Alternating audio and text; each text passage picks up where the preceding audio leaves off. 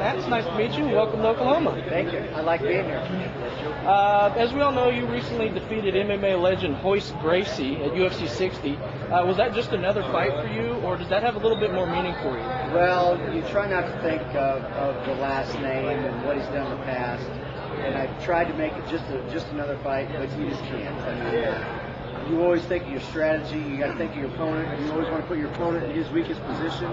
So throughout the whole time, yeah, I knew who my opponent was, and I knew he was going to be dead on the ground. But I just tried not to think about what he's done in the past, and tried to look on his weaknesses. Cool deal. Just read an MMA Weekly recently that Hoyce says that he had overtrained for his fight with you, and that he was actually would like to get a rematch.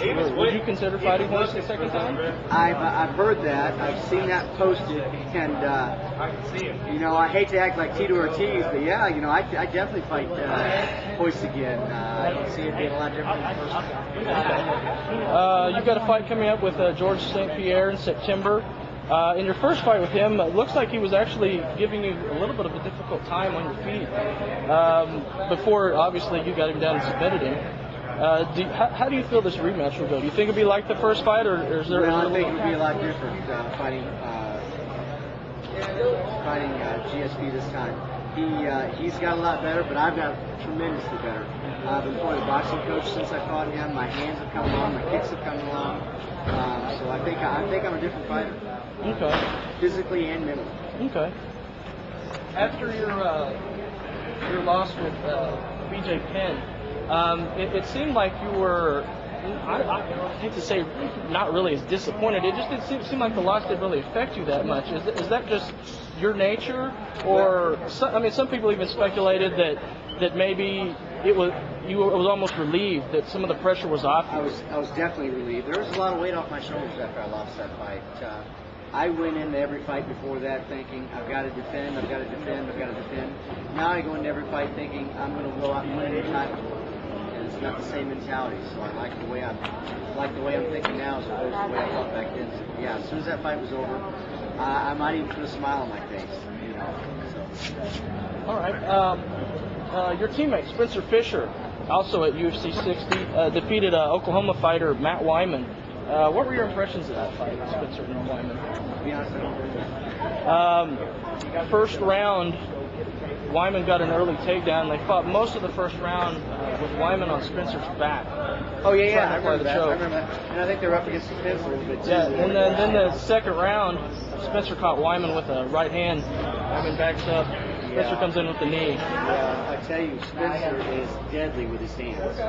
He might be one of the best boxers we got there.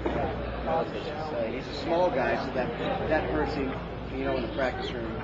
But he is fighting fast. He's a southpaw. He's got a lot of things going for him. But you know, your guy, you know, he should have done better. But I tell you, I was backstage, all taped up and everything. Spencer's there fighting, and as soon as he got his back and had it for a little while, I knew Spencer was going to be in trouble. I turned away from the TV, because we've got TVs backstage. Turned away from the TV, went and sat in the corner, and I sat there and prayed the whole time. And Spencer made it to the second round. I said, and I don't care, I'm not praying to have Spencer win. Just get him to the second round. Spencer will do his own job, and that's what happened. Yep. You've been one of the most dominant fighters in modern mixed martial arts. You've had 45 fights. You're the 8-time UFC welterweight champ. You've defended your title more than any other fighter in the UFC. You fought like the best guys in the world at your weight class. What keeps you so motivated to keep coming back every time? And what gets Matt Hughes out of bed in the morning to go train? I love competition. I am such a competitive person. I won't do something unless I can win. If you're a good bowler and you want to take me out bowling, I won't bowl with you. If I can't win, why do it? That's just the way I look at it. I don't think it's the right way. I don't think it's the right way to lead life, but it's the way I'm wired up. So that's just the way I do it. If I can't win, I don't want to do it. Being the best takes me to the gym every day, and by no means do I think I'm the best fighter out there. I've got so much to learn, whether it's boxing, submissions, takedowns.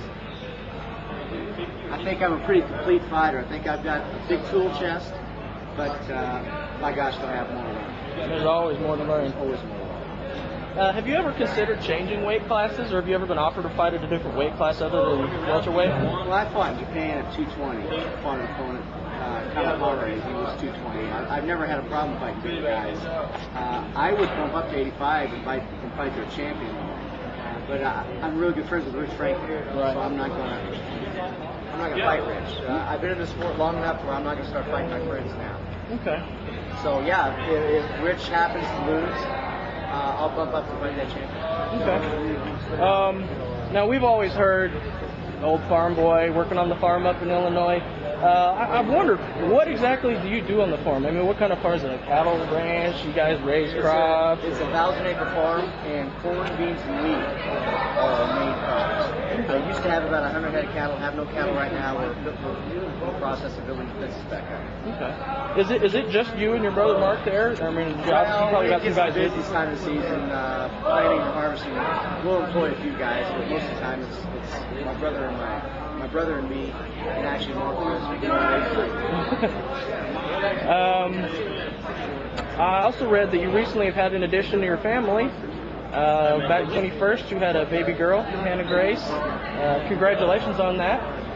I just had my second child 2 weeks ago, actually. A week ahead. Yep, you barely got me. How's she doing all right? Her mom doing good? My baby's doing great. Most nights she'll sleep from midnight to 8 a.m. Ooh, you're a lucky man. 3 nights out of the week she'll wake up at 4 and want fed again. So life's great. My wife's doing great. And that's why I'm as tired as I am now. I got home I trained in Iowa. I drove home, got home at midnight, and I wanted to spend some time with my family. So when I got home at midnight, my wife was feeding the child. I kind of kept her up for a little while, and I was going to play with her a little bit. And that's why I was tired. I'm tired of it tonight because I didn't get to sleep. It's fun. Babies are fun. Hard to resist, especially them brand new ones. Well, Matt, I appreciate your time. Thanks for coming out, and thanks for repping for us. And nice to meet you. Thank you, sir.